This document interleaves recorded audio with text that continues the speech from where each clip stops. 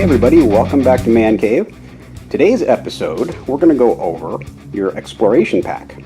What you put in it, what you might want to think about putting in it, and stuff you probably don't want to put in it. So, I'm going to go ahead and get everything laid out here on this little handy dandy table, and we'll start going through it, okay? Okay, so starting from the right there, the upper left corner, the one thing you should never leave home without, plenty of toilet paper.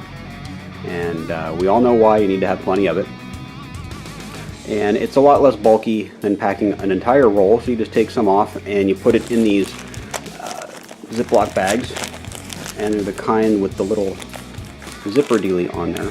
And the reason that I use those is that I found it easier to put the TP in the bags and then squeeze all the air out. And as you're squeezing the air out, you work the zipper, and that just makes the package more compact and easier to manage. And moving on over here, little plastic box with spare AA batteries. And what I do to keep the contacts from banging around too much, or I try to do, is I usually wrap them in some blue tape. Now these are some ones on the bottom that I just tossed in there.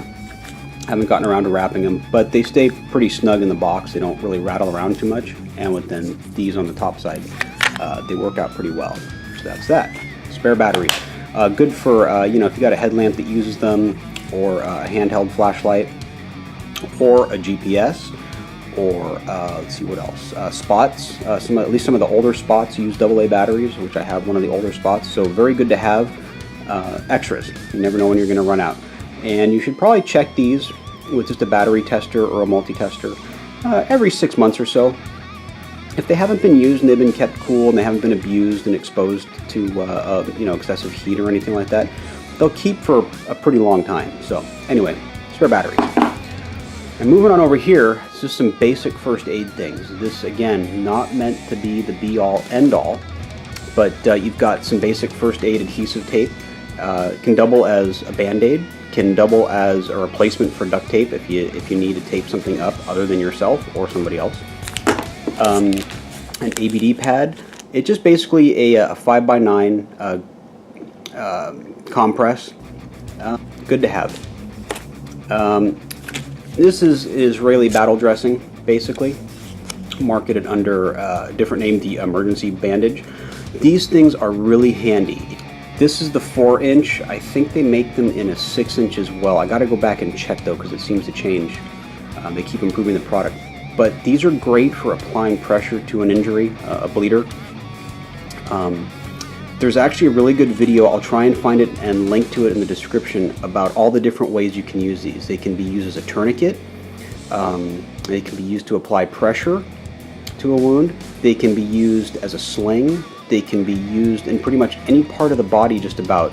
I think you can even use them on neck wounds if you apply them properly, but I'd have to go back and check. But I had the instructions, actually there are instructions on the package, and these things are almost like their own little first aid kit for penetrating injuries all by themselves. Good to have. Blisto band bandages.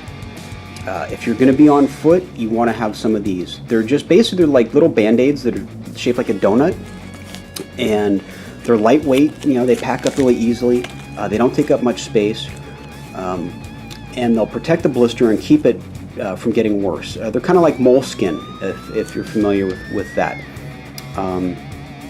Definitely something you want to have with you.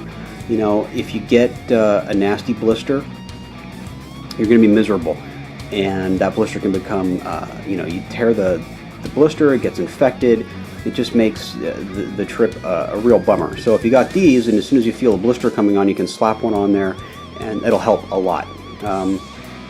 It's not a be-all, end-all again, but it'll help. A combat gauze, which is basically just a gauze packet with quick clot in it. And again, this would be for like a major bleeder. You'd want to use this in conjunction with this, so you'd get this in the wound, and then you would apply lots of good compression with this. Latex gloves. Primarily I carry these if I have to, you know, work or help somebody else. It's just a personal protective equipment option that you can bring with you. You don't have to have them, but they can also double as a carrier for liquids like water. They can act as a seal, you know, if you leave them whole or cut them. So as a rubber seal for something, whether it's a wound that you want to protect, especially a burn or something of that sort, it can be good for that. Extra strength pain away, basically just a generic form of Excedrin. They work okay. Anyway, it's a pain reliever. Got the caffeine in it, got the acetaminophen, got the aspirin in it, got the other stuff in it. Works pretty well. Really handy if you're changing altitude quickly and you start to get a headache from that, which I sometimes do. Alcohol pads. That's just basic sanitation. Just some regular old Band-Aids. A trick that my old man taught me is to keep a couple of these in your wallet. A wallet's a good place for a Band-Aid. And if you've always got your wallet with you, you've always got a couple of Band-Aids. And again, you know, I mean, they're not going to stop, or they're not going to help you if you bust a leg or sprain an ankle. But, you know, you get a cut, it's annoying, and you throw a Band-Aid on it. Keeps the dirt and the gunk and whatever else out of it, because if you don't and it gets infected and you're out in the, you know, out in the sticks, you know, you're just going to have a really bad time. Moving out of first aid land, magnets. Magnets are really handy for all sorts of things. Obviously for sticking to ferrous materials. They can also be used for testing rocks. So if you're going on a rock hounding expedition and you're looking for magnetic rocks. Surveyor's tape. This stuff is useful whether you're mine exploring or trail exploring. You know, even if you have a GPS, sometimes if you're under really heavy tree cover or you're just in a bad spot or a bad time of day without a lot of coverage from the satellites, this stuff can help you find your way back. I use the orange stuff. It's high visibility. It's easy to see during the daytime, even, you know, with a pair of binoculars. It shows up pretty well with a flashlight too in the dark, so good thing to have. If you wear glasses, it's a little glasses repair kit. It just got a little screwdriver in there and a few different types of screws to fit most glasses, and some of those little nose things to keep your, you know, keep your glasses on your face. Really good to have. You know, again, lightweight. I mean, it just weighs, you know, I don't know, a matter of grams. You know, and it might just keep, you know, keep you going on your trip as opposed to having to go back if you break your glasses or, you know, they start to fall apart or something. Of course, if they do, remember, you have tape. Let's see, glow sticks. I find that glow sticks are incredibly useful to have. I prefer to buy the good ones, but, you know, I'm not adverse to buying the cheaper ones when they're on sale. They seem to last, you know, equally as well. Gloves. I usually carry two types of gloves with me. These are, you know, your synthetic, you know, quasi, naga hide, whatever gloves. I think these are actually garden gloves. Came from Home Depot. Relatively lightweight material, but pretty thick in the fingertips and in the palms. These I find are pretty good for if you're scrambling around in mines or in, you know, even up the sides of hills. They're pretty decent. They're pretty durable. These ones have the little touch, capacitive touch compatibility pads on them, so you can work some of your touch-sensitive devices like iPhones and tablets and things like that if you really need to. And then these are just a pair of deerskin. I think they're deerskin or goat skin. Let's see if it says. And that says the size, large. Okay, so we've established that they're large. Maybe it says in this one.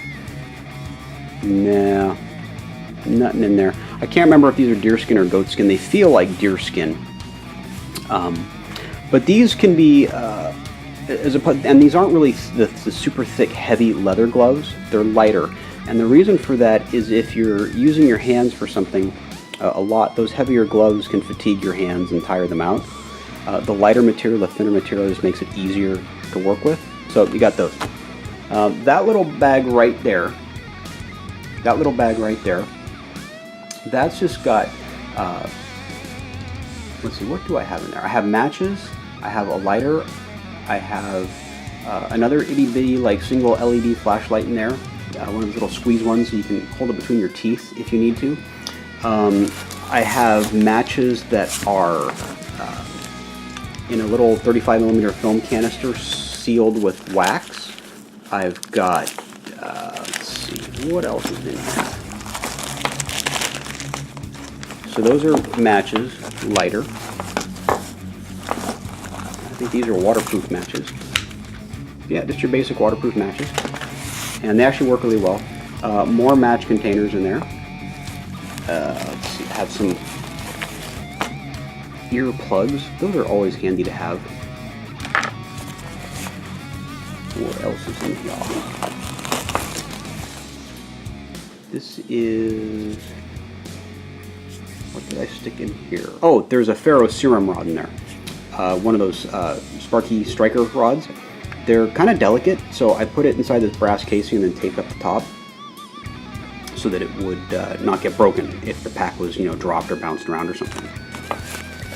One of those space blankets, which can be obviously good for keeping you warm. It can also be good for signaling because they're really reflective and shiny.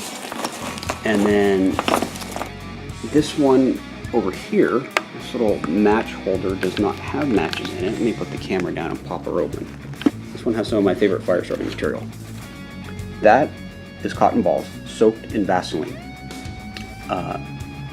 That and a ferro serum rod and a knife will spark up almost immediately. It's a great fire starter. It works when it's wet.